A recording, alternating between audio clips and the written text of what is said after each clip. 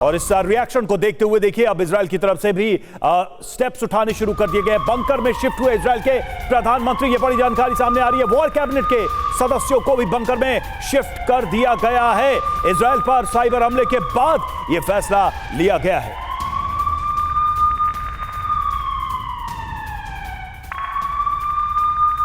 और चलिए अब आपको बताते हैं कि ईरान ने सैन्य मोर्चे पर कुछ घंटों के अंदर जवाबी कार्रवाई के लिए क्या क्या बड़े कदम उठाए, क्या क्या स्टेप्स लिए हैं। तो ईरानी कमांडर की हत्या, महायुद्ध का खतरा लगातार बना हुआ है, ऐसे में क्या कदम उठाए गए हैं। सैयद मुसावी की हत्या के बाद से ईरान में काफी नाराजगी है, ईरान काफी गुस्से में है और ईरानी विदेश मंत्री की इजराइल को तबाह करने की यह सीधी धमकी और कह दिया है कि एक अंजाम भुगतने के लिए तैयार रहे। इजरायली सीमा के आसपास जमा हो रहे हैं ईरानी लड़ाके, ईरानी फाइटर्स को जमा किया जा रहा है। और ईरान की धमकी के बीच इजराइल में बड़ा साइबर अटैक हुआ है, एक बड़ा साइबर अटैक हुआ है। उसके पूरे पावर सिस्टम पर इजराइल के गोलन हाइट्स में बड़े पैमाने पर बिजली की कटौती की गई है, वहां पर बिजली फिलहाल नहीं है और इजराइल की वॉर कैबिनेट को बंकर में शिफ्ट कर दिया गया है, बंकर के अंदर भेज दिया गया वॉर कैबिनेट को, जो कि इस पूरे युद्ध की स्ट्रैटेजी अब तक बना रही थी। ये वॉर कैबिनेट का गठन किया गया था गाजा में युद्ध शुरू होने के समय। मनीष हमारे साथ इस वक्त जुड़े, हमारे सहयोगी। मनीष, साफ नजर आ रहा है कि इजराइल को इस बात का एहसास था कि ईरान कैसे रिएक्ट करेगा।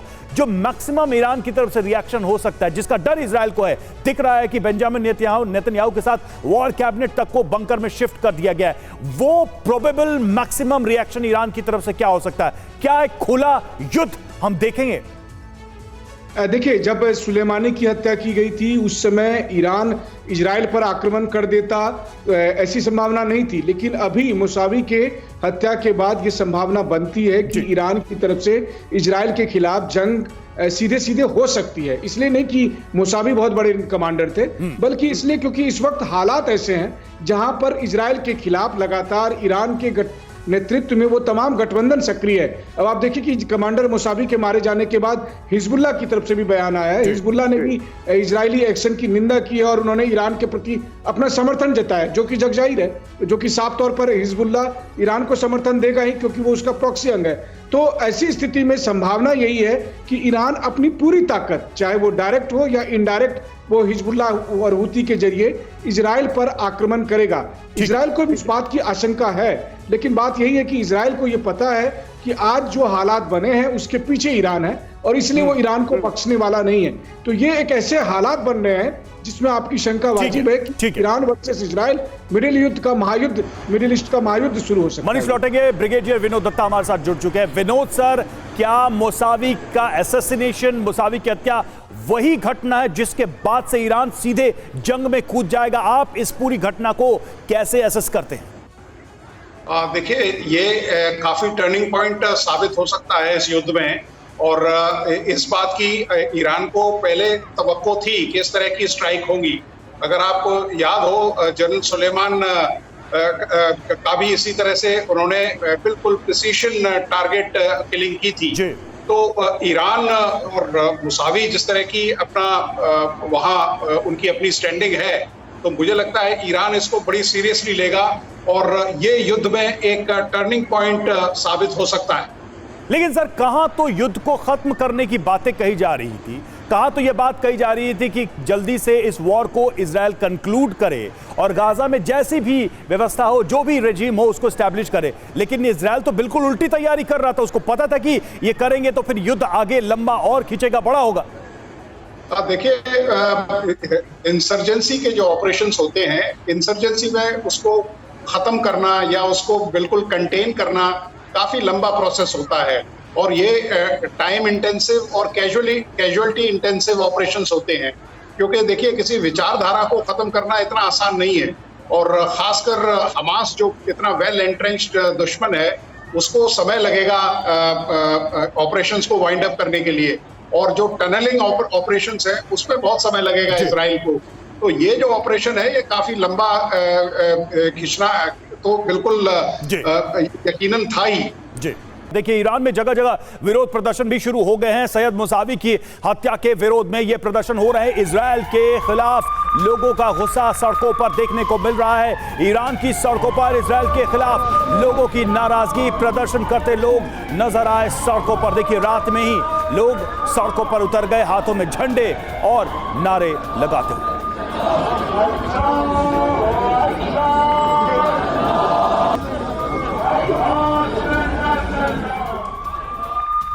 और सैयद मौसावी की हत्या के खिलाफ ईरान में भारी गुस्सा है। सड़कों पर उतरकर लोगों ने जताया विरोध, इजराइल पर जवाबी हमले की मांग की।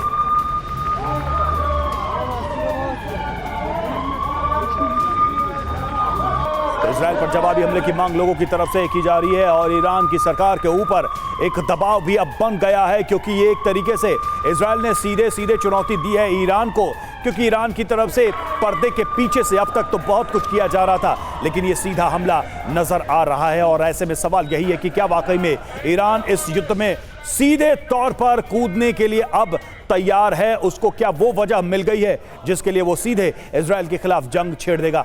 मनीष हमारे साथ, हमारे सहयोगी जुड़े हुए हैं, ब्रिगेडियर विनोद दत्ता हमारे साथ जुड़े हुए हैं। मनीष, अब सवाल यही है कि इजराइल क्या करेगा? हम देख रहे हैं कि वॉर कैबिनेट को बंकर में ले जाया गया है, बेंजामिन नेतन्याहू शिफ्ट हो चुके हैं, एक साइबर अटैक हुआ है गोलान हाइट्स पे, तो इजराइल को का कैलकुलेटेड होगा कि रिएक्शन क्या हो सकता है? तो ये कैलकुलेशन इजराइल का इस वक्त क्या होगा आगे के लिए?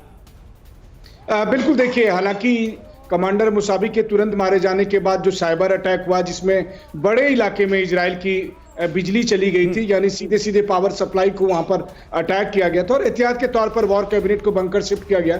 लेकिन मुझे लगता है कि इजराइल अभी भी इस उम्मीद में है कि ईरान सीधे सीधे अभी जंग में नहीं उतरेगा और इसकी वजह यह है कि चाहे जनरल सुलेमानी का मसला हो या फिर दिसंबर में 2 और कमांडर मारे गए थे, तब भी इजराइल की तरफ से ऐसी कोई कार्रवाई ईरान की तरफ से सीधी सीधे नहीं की गई थी। लेकिन मुझे लगता है कि इस वक्त ईरान को एक मौका चाहिए था।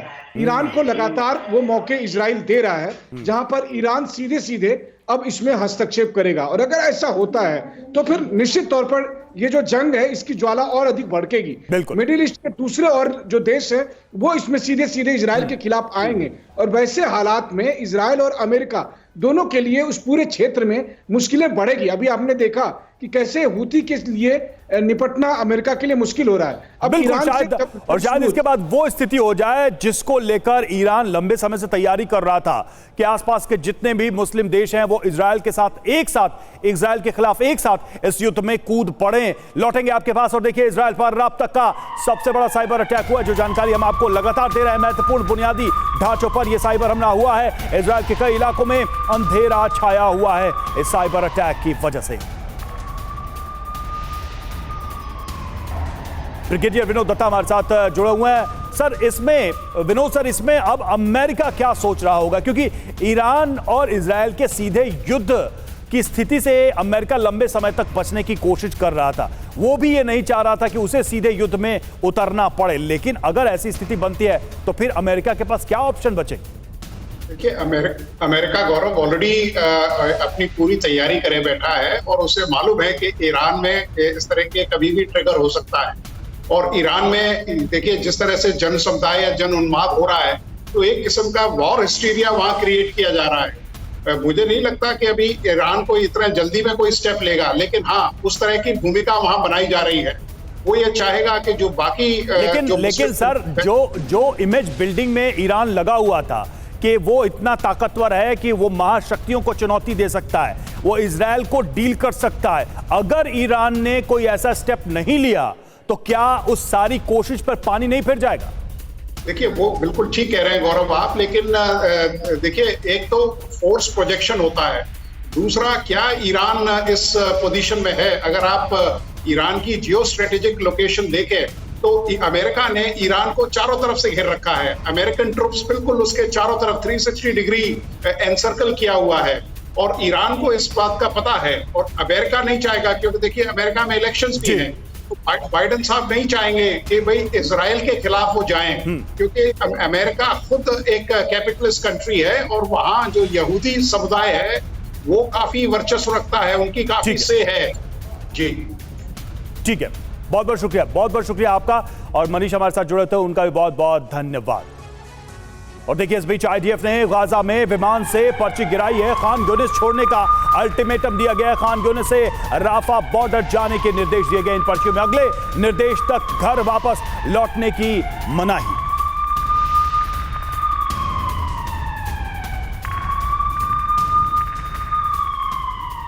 और हमास की कैद से बंधकों की रिहाई की मांग तेज हो गई है। इजरायली संसद में बंधकों के परिजनों का प्रदर्शन। नेतन्याहू की स्पीच के दौरान नारेबाजी की गई।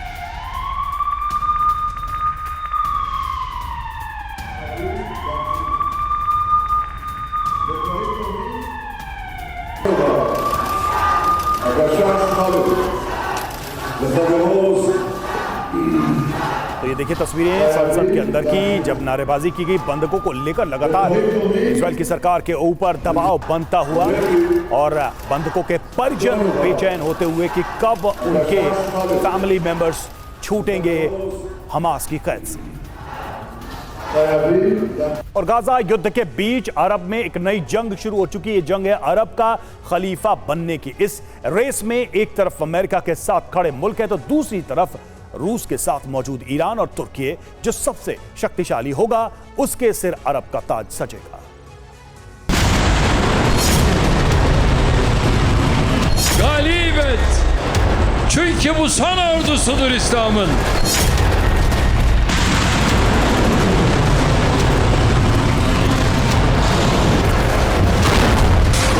We built this missile so that our enemies don't even think about any acts of aggression against us.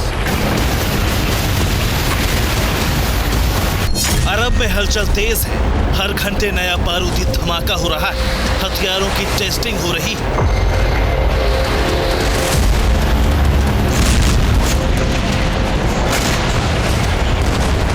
अरब देशों के लीडर हथियार फैक्ट्रियों की रेकी कर रहे हैं। हर मिनट नए हथियारों की नुमाइश की जा रही है।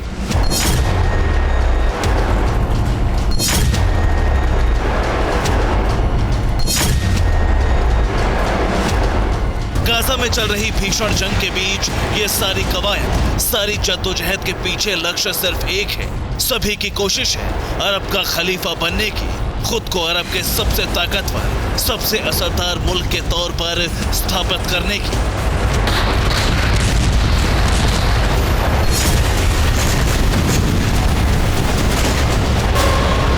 सीधे शब्दों में कहें तो अरब में बैटल ऑफ खलीफा शुरू हो चुकी है। वैसे तो रेस में खाड़ी के कई देश शामिल हैं, मगर इस लिस्ट में 4 देश प्रमुखता से शामिल हैं। सबसे आगे है ईरान के सुप्रीम लीडर अयातुल्ला खामनेई। दूसरे नंबर पर है तुर्की के राष्ट्रपति एर्दोआन। तीसरे नंबर पर है सऊदी अरब के क्राउन प्रिंस मोहम्मद बिन सलमान। और चौथे नंबर पर है यूएई के राष्ट्रपति मोहम्मद बिन जायद। दरअसल गाजा में बीते 80 दिनों से युद्ध जारी है और ऐसे में अमेरिका और रूस के बीच भी तनाव बढ़ता जा रहा है। दोनों ही देशों की कोशिश है कि अरब के अंदर अपनी जड़ों को और ज्यादा मजबूत करें। इसी वजह से रूस और अमेरिका दोनों ही देश अपने समर्थक देशों को लगातार और शक्तिशाली बनाने में जुटे हैं।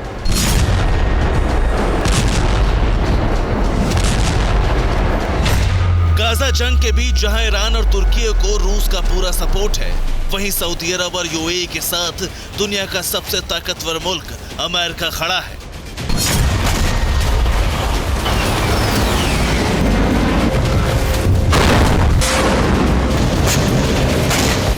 बाहर से देखने में गाजा का युद्ध हमास और इजराइल के बीच लगता है, लेकिन सच्चाई ये है कि ये जंग इजराइल के साथ खड़े अमेरिका और हमास के साथ खड़े ईरान के बीच छिड़ी है।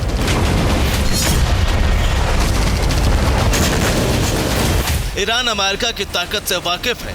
ऐसे में ईरान के सर्वोच्च लीडर अयातुल्ला खामनेई और इब्राहिम रईसी तेजी से अपने बारूदी जखीरे को बढ़ा रहे हैं और हथियार तैयार कर रहे हैं, जिसमें ईरान का साथ रूस दे रहा है।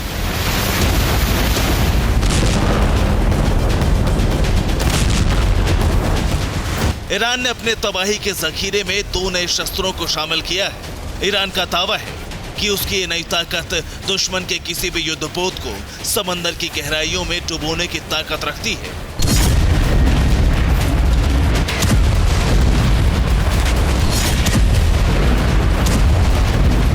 दरअसल ईरान ने 2 नई क्रूज मिसाइलें तैयार की हैं। पहली मिसाइल का नाम है तलाई क्रूज मिसाइल, जिसकी रेंज 1000 किलोमीटर है।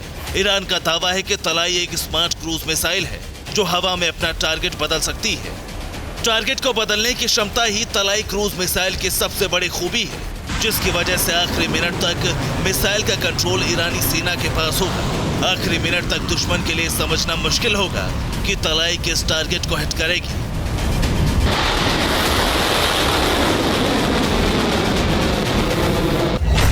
ईरान की दूसरी नई मिसाइल का नाम नासिर मिसाइल है।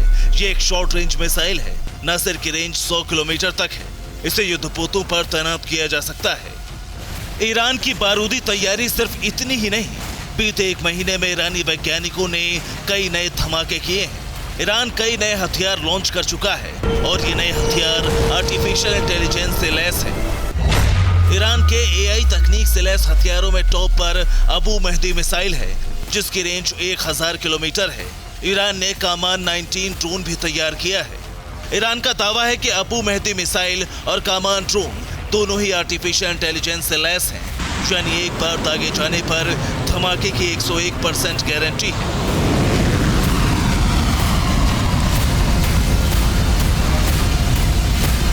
ईरान का नया बारूदी जखीरा यहीं पर खत्म नहीं होता। ईरान ने हाल ही में फतेह 2 ICBM मिसाइल लॉन्च की थी। ईरान का दावा है कि इसकी रफ्तार 6000 से 18000 किलोमीटर प्रति घंटा तक है। ईरान ने टीलेमैन युद्धपोत भी तैयार किया है। ये 1 मई 2023 की तस्वीरें हैं, जब तुर्की ने पहली बार अपने नए फाइटर जेट को दुनिया के सामने पेश कर अपनी ताकत दिखाई थी।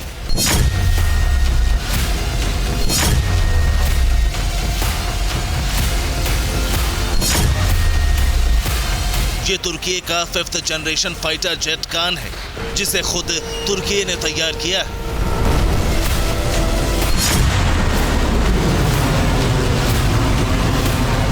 अब तुर्की का यह आसमानी शिकारी अपनी पहली उड़ान भरने के लिए तैयार है। 27 दिसंबर को कान आसमान में पहली बार उड़ान भरेगा। इसके बाद तुर्की 5th जनरेशन फाइटर जेट वाले देशों की लिस्ट में शामिल हो जाएगा। इसकी स्पीड 2200 किलोमीटर प्रति घंटे से ज्यादा है। कान से अमेरिका के F-16 को रिप्लेस किया जाएगा। एक तरफ ईरान नए हथियारों से अमेरिका और इजराइल को दंग कर रहा है, अरब का खलीफा होने का दावा मजबूत कर रहा है, तो दूसरी तरफ खेमनेई के साथ एर्दोआन भी दौड़ में शामिल है और उन्हीं के फाइटर जेट्स ने पूरे यूरोप में खलबली मचाई हुई है। जहां एक तरफ रूस के समर्थक मुल्क तुर्की और ईरान अपनी ताकत बढ़ा रहे हैं, वहीं अमेरिका भी अपने मित्र देशों को हथियार सप्लाई तेज कर रहा है। अमेरिका सऊदी अरब को घातक हथियारों की बिक्री के प्रतिबंधों में ढील देने की तैयारी में है। अमेरिका UAE के साथ भी हथियारों को लेकर कोई बड़ी डील कर सकता है। Bureau report, TV9 Bharatvarsh.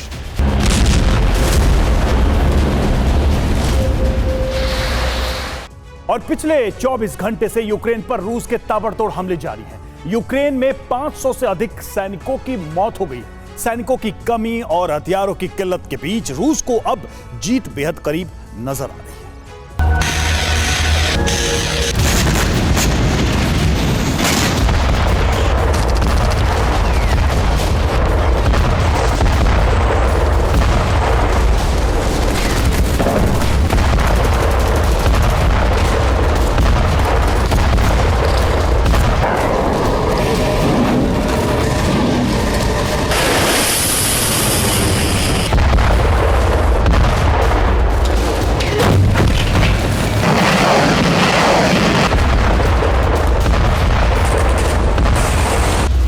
चौबीस दिसंबर, क्रिसमस से ठीक 24 घंटे पहले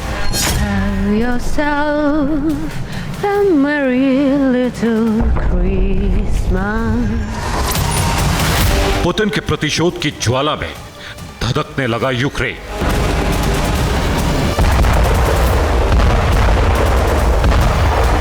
सहम गए शहर।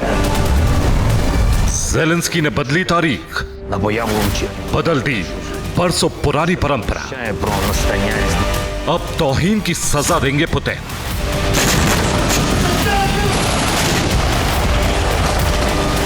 यूक्रेन के खिलाफ रूस का ऑपरेशन क्रिसमस।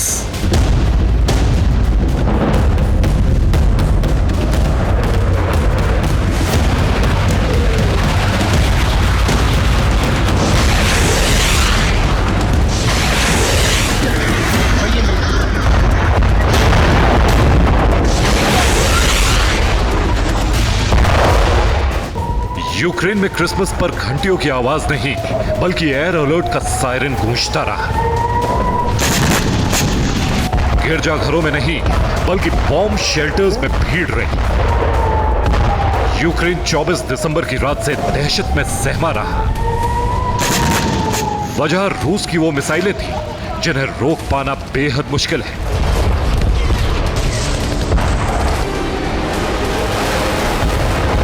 पुतिन ने यूक्रेन को नेस्तनाबूद करने के लिए हाइपरसोनिक मिसाइल किंजल का इस्तेमाल शुरू किया है।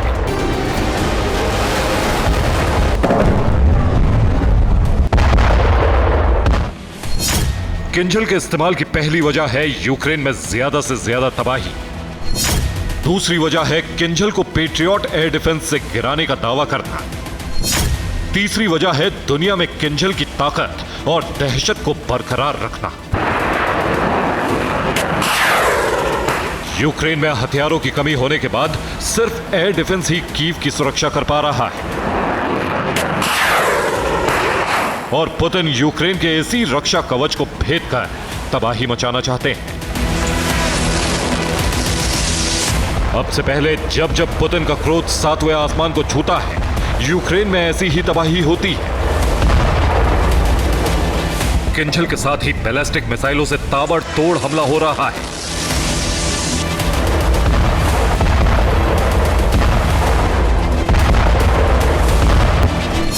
दो दिन पहले पुतिन ने सुरक्षा परिषद की बैठक बुलाई थी। इसमें यूक्रेन पर पुतिन ने अपनी नई रणनीति पर चर्चा की है। यूक्रेन के सरेंडर के लिए ज्यादा से ज्यादा तबाही मचाने का ऑर्डर दिया।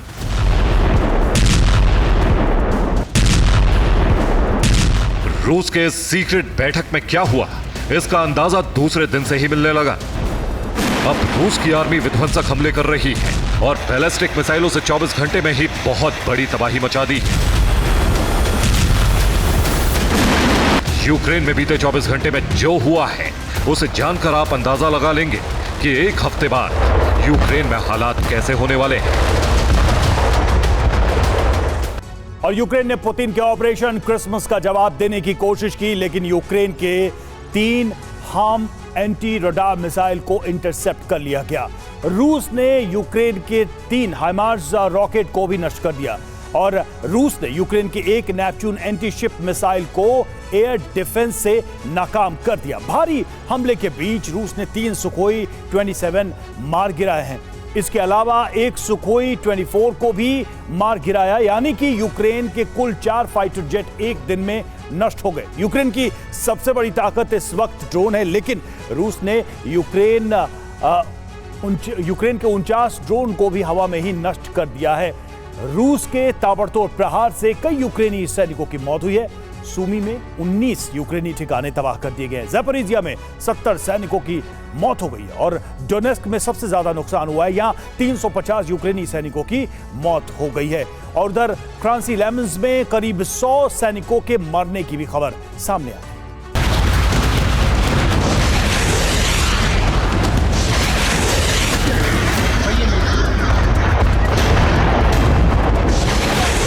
यूक्रेन में इतनी बड़ी तबाही की वजह है रूस की किंजल मिसाइल। 14 सितंबर को कीव में एक के बाद एक यूक्रेन की तरफ से किंजल को गिराने का दावा किया गया था।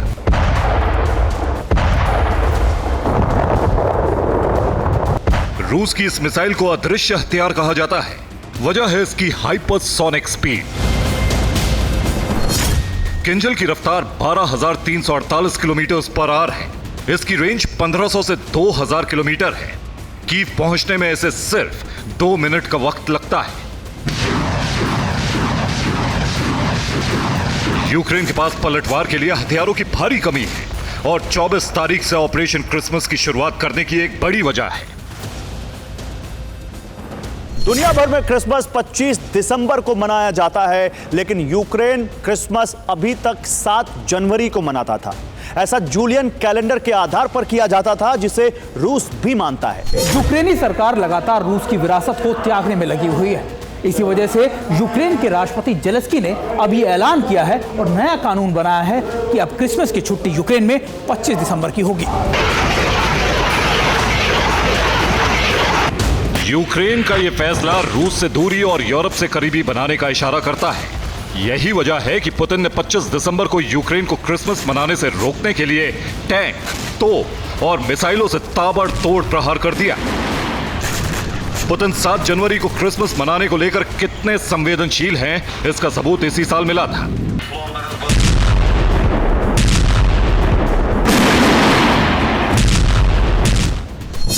2022 में यूक्रेन पर फरवरी में हमले की शुरुआत हुई।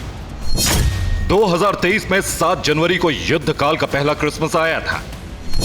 पुतिन ने 6 और 7 जनवरी 2023 को सीज फायर का ऐलान किया था।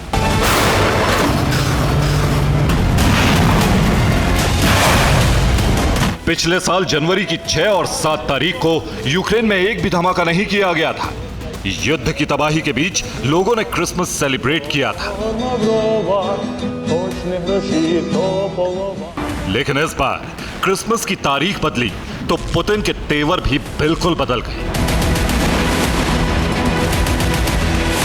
पुतिन ने जता दिया है कि यूरोप के करीब जाने वाले हर फैसले की यूक्रेन को कितनी भारी कीमत चुकानी पड़ेगी।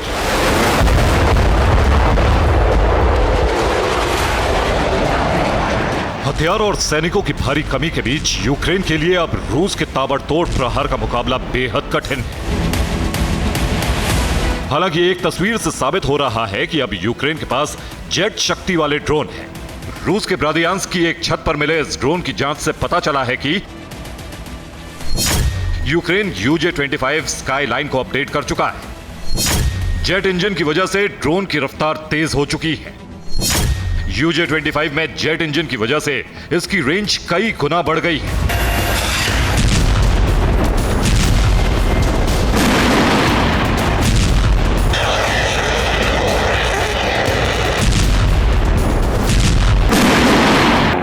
तेज रफ्तार ड्रोन को इंटरसेप्ट करना बेहद मुश्किल होता है, इसलिए यूक्रेन का यह ड्रोन युद्ध में गेम चेंजर साबित हो सकता है। सैनिकों की कमी की वजह से यूक्रेन ने रूस के खिलाफ ड्रोन से हमले को तेज कर दिया है। हालांकि रूस ने ताबड़तोड़ हमले की वजह से नाटो देशों में चिंता जरूर बढ़ गई है। ब्रिटेन के रक्षा मंत्री ने नाटो को चेतावनी दी है। रक्षा मंत्री ने कहा है कि यूक्रेन में रूस की जीत से नाटो की मुश्किलें बढ़ सकती हैं। रूस को जीत से रोकने के लिए जल्द कदम उठाने की अपील की है। ब्रिटेन ने अमेरिका से यूक्रेन को मजबूत करने की मांग की है, जिसका सीधा मतलब है कि यूक्रेन के हथियारों की जरूरत को पूरा किया जाए। फिलहाल यूक्रेन में ऑपरेशन क्रिसमस जारी है और सोमवार को यूक्रेन में कई बड़े हमले हुए हैं। हमले की यह रफ्तार यूं ही जारी रही तो पुतिन नए साल में मिशन यूक्रेन को खत्म करने का लक्ष्य हासिल कर सकते हैं। Bureau report, TV9 Bharatvarsh. और अब आधा मिनट पूरी खबर। अयोध्या में बन रहे राम मंदिर के गर्भगृह की नई तस्वीर सामने आई है। इस तस्वीर में गर्भगृह की भव्यता देखते ही बन रही है। आप भी देखिए। ये तस्वीर पिछले कुछ दिन पहले आई तस्वीर से ज्यादा खास है। इसमें तस्वीर में दीवारों पर अद्भुत नक्काशी देखी जा सकती है, जबकि बीचों बीच एक चबूतर जैसी आकृति नजर आ रही है, जिस पर रामलला विराजमान होंगे। गर्भगृह की ये झलक करोड़ों राम भक्तों के लिए बेहद खास है। 22 जनवरी को राम मंदिर में रामलला का प्राण प्रतिष्ठा समारोह होना है। 121 पुजारियों की टीम उनके हाथों से राम मंदिर के गर्भगृह में रामलला को विराजमान कराएगी। इन ऐतिहासिक पलों के गवाह पूरे देश के साथ साथ विदेशों में बसे श्री राम के श्रद्धालु भी बनेंगे। और भव्य राम मंदिर के अभिषेक समारोह के लिए अयोध्या तैयार हो रही है। इससे पहले 30 दिसंबर को PM Modi Ayodhya railway station का उद्घाटन करने वाले हैं। देखिए, अत्याधुनिक और भव्य अयोध्या रेलवे स्टेशन, जिसका 30 दिसंबर को पीएम मोदी उद्घाटन करने वाले हैं। ये स्टेशन जितना मैथोलॉजिकल है उतना ही आधुनिक। बाहर से ये स्टेशन किसी आलीशान मंदिर से कम नहीं लगता, वहीं इसका आंतरिक रूप किसी मल्टीप्लेक्स या मॉल से भी खूबसूरत है। ये स्टेशन एलिवेटर, फूड कोर्ट और तमाम सुविधाओं से लैस है। पूरे स्टेशन को कुछ इस तरीके से डिजाइन किया गया है कि जाड़ा हो, गर्मी हो, बरसात हो, किसी भी तरह की किसी को कोई असुविधा न हो। इसमें अलग अलग तरीके के एस्केलेटर लगाए गए हैं, CCTV कैमरास लगाए जा रहे हैं। और कानपुर के बिकरू कांड की यादें एक बार फिर से ताजा हो गई हैं, जब कन्नौज में बदमाशों के घर नोटिस लगाने गई पुलिस पर बदमाशों ने हमला बोल दिया। क्या है पूरा मामला, ये रिपोर्ट। यूपी के कन्नौज में कुख्यात बदमाश के घर कुर्की का नोटिस चस्पा करने गई पुलिस टीम पर दबंगों ने हमला बोल दिया। वारदात बिशुनगढ़ थाना क्षेत्र के ग्राम धरनी धीरपुर नगरिया की है, जहां पूर्व प्रधानपति अशोक कुमार यादव उर्फ मुन्नालाल यादव पर हिस्ट्री शीटर की कार्रवाई के बाद पुलिस टीम उसके घर पहुंची थी। तभी पुलिस की टीम पर बदमाशों ने हमला कर दिया। हालात ऐसे बन गए कि पुलिस टीम को भागकर अपनी जान बचानी पड़ी। बदमाशों की फायरिंग में एक पुलिसकर्मी को गोली लगी है, जिसे गंभीर हालत में कानपुर रेफर किया गया है। हालांकि आरोपी मुन्नालाल यादव को पुलिस ने गिरफ्तार कर लिया है। और बिहार के गया में बेखौफ नक्सलियों ने शासन प्रशासन को फिर खुली चुनौती दी है। पुल निर्माण में एक एजेंसी के मुंशी को अगवा कर फिरौती मांगी। गया के लुटुआ थाना क्षेत्र में बन रहा ये वही निर्माणाधीन पुल है, जिसके काम में लगे झारखंड निवासी शाहबाज खान को नक्सलियों ने अगवा कर लिया है। घटना के कई घंटे बाद भी पुलिस को उसका कोई सुराग नहीं मिल पाया है। नक्सलियों ने 24 घंटे के भीतर 30 लाख की लेवी मांगी है। 24 घंटा के अंदर में मुआवजा दे रहे हैं। पैसा लेकर आदमी पे ठावेंगे, पैसा दे दीजिएगा तब मनो इसको छोड़ेंगे। फिलहाल कोबरा और सीआरपीएफ के साथ एसडीओपी इमामगंज के नेतृत्व में पुलिस टीम गठित की गई है। और पश्चिम बंगाल के मालदा से चोरी की हैरान करने वाली घटना सामने आई है, जहां दिन दहाड़े चोर ज्वेलरी शॉप से करोड़ों के गहने लूट कर ले गए। ये तस्वीर किसी फिल्म के सीन की नहीं, बल्कि पश्चिम बंगाल के मालदा से आई है। दिन दहाड़े 3 बदमाश बंदूक की नोक पर करोड़ों रुपए की ज्वेलरी लूट के ले गए। इन बदमाशों को कानून का खौफ था, न किसी का डर। तीनों बदमाश ने बंदूक की नोक पर इस चोरी को अंजाम दिया। जो हाथ में आया उसे अपने बैग में भर लिया। सीसीटीवी में कैद हुई तस्वीरों में बदमाशों के चेहरे नजर नहीं आ रहे हैं, क्योंकि तीनों ने हेलमेट पहन रखा था। चोरी के बाद पहुंची पुलिस को विरोध का सामना करना पड़ा। लोगों ने पुलिस से सभी बदमाशों के जल्द से जल्द गिरफ्तारी की मांग की है। और उज्जैन के महाकालेश्वर मंदिर में श्रद्धालुओं का जनसैलाब उमड़ पड़ा। नए साल से पहले लाखों लोग महाकाल के दर्शन के लिए पहुंचे। बाबा महाकाल के दर्शन के लिए देश भर से लोगों का हुजूम उमड़ पड़ा है। छुट्टियों की वजह से श्रद्धालुओं की बढ़ती भीड़ को देखते हुए महाकालेश्वर मंदिर में सुरक्षा बलों की संख्या बढ़ाई गई है। इसके अलावा पुलिस भी श्रद्धालुओं के जानमाल की सुरक्षा को देखते हुए कड़े सुरक्षा प्रबंधन कर रही है। लेकिन जो टनल वाली व्यवस्था है वो हम 1 जनवरी को पूरी तरह से ऑपरेशनल करेंगे। और मुझे लगता है 1 जनवरी को जो हमारा अनुभव रहा है, जब अभी 5 लाख की भीड़ है तो निश्चित तौर पे 7-8 लाख की भीड़ होगी, और उसको हम लोग उनका बढ़िया मैनेजमेंट कर पाएंगे। और शिमला में ऐतिहासिक रिज मैदान पर नए साल के जश्न को लेकर विंटर कार्निवल का आगाज हुआ। सीएम सुखविंदर सिंह सुक्खू ने विंटर कार्निवल का शुभारंभ किया।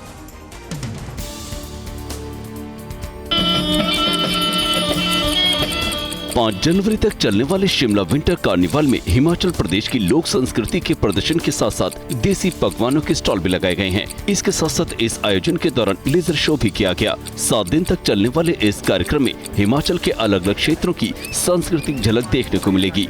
ऐसे में देश विदेश से आए सैलानी हिमाचली संस्कृति के दर्शन करेंगे। क्रिसमस, विंटर कार्निवाल और नए साल को देखते हुए भारी संख्या में पर्यटक शिमला पहुँच रहे हैं। और जाम से परेशान होकर आपने लोगों को रॉन्ग साइड गाड़ी चलाते तो खूब देखा होगा, लेकिन अब जो तस्वीर हम आपको दिखाने जा रहे हैं उसे देखकर आप हैरान रह जाएंगे।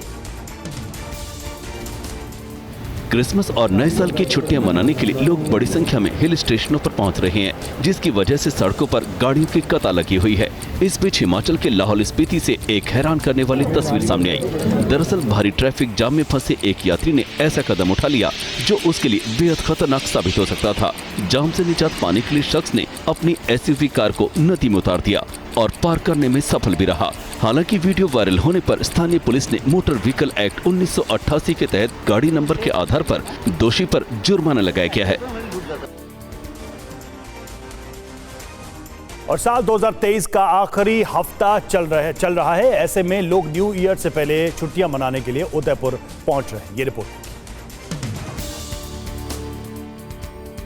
देश दुनिया में अपनी खूबसूरती के लिए मशहूर लेक सिटी यानी उदयपुर इन दिनों पर्यटकों से गुलजार नजर आ रहा है। देश दुनिया से बड़ी संख्या में पर्यटक न्यू ईयर मनाने के लिए राजस्थान के उदयपुर को चुन रहे हैं। बड़ी संख्या में देशी विदेशी सैलानियों ने नए साल का जश्न मनाने के लिए उदयपुर को अपनी पहली पसंद बनाया है।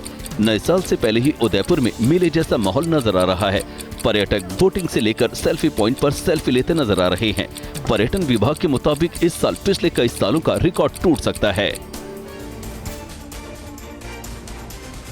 और गुजरात के मुख्यमंत्री भूपेंद्र पटेल ने अहमदाबाद में वाइब्रेंट कांकरिया कार्निवल का शुभारंभ किया। इस मौके पर खास लेजर शो का आयोजन किया।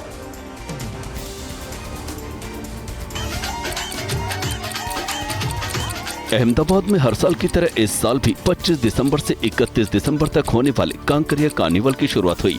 कांकरिया कार्निवल का उद्घाटन सीएम भूपेंद्र पटेल ने किया। इस मौके पर रंगारंग कार्यक्रम का आयोजन किया गया। कार्निवल में उमड़ने वाली लोगों की भारी भीड़ को देखते हुए पुलिस की ओर से सुरक्षा के कड़े बंदोबस्त किए गए हैं। कांकरिया लेक फ्रंट के अंदर 3 मिनी कंट्रोल रूम बनाए गए हैं। बता दें कि पिछले साल 22 लाख से ज्यादा लोगों ने कांकरिया कार्निवल का लुत्फ उठाया था। और सैकड़ों करोड़ लागत से बने गुरुग्राम सोहना एलिवेटेड रोड पर गहरा गड्ढा हो गया है, जिसके बाद पुलिस ने बैरिकेड लगाकर एलिवेटेड रोड की लेन को बंद कर दिया। गुरुग्राम में सोहना एलिवेटेड रोड पर वाहनों की रफ्तार उस वक्त थम गई जब सुभाष चौक के पास सीवर लाइन लीक होने के कारण सड़क धंस गई और करीब 10 फीट गहरा गड्ढा हो गया। इसकी सूचना जब ट्रैफिक पुलिस को मिली तो पुलिस ने यहां बैरिकेड लगाकर एलिवेटेड रोड की लेन को बंद कर दिया। बता दें कि NHAI ने साल 2019 में करीब 1944 करोड़ रुपए से गुड़गांव सोहना एलिवेटेड एक्सप्रेसवे का निर्माण शुरू किया था। साल 2021 में करीब 21 किलोमीटर लंबे इस रास्ते का निर्माण 2 चरणों में पूरा हुआ था। और धार में आगरा मुंबई राष्ट्रीय राजमार्ग स्थित गणेश घाट में बड़ा हादसा हो गया। इसमें आपस में टकराने से 4 वाहन जलकर खाक हो गए।